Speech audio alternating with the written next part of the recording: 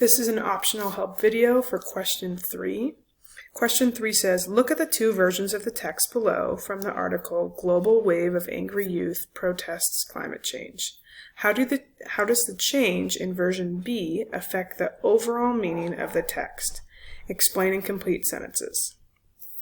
Version A says, in Australia, thousands of students skipped school late last year despite government warnings not to do so, rallying across the country in major cities such as Sydney, Melbourne, and Brisbane.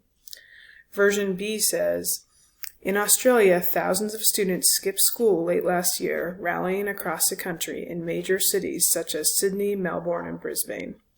Okay, I've started this for you, so I've also underlined what changes. So when we take despite government warnings not to do so out of version B, how does that affect the overall meaning? What key information is missing? How does that change the tone or the significance of this line? The meaning of version B is different than the meaning of version A because why? Reach out if you still have questions.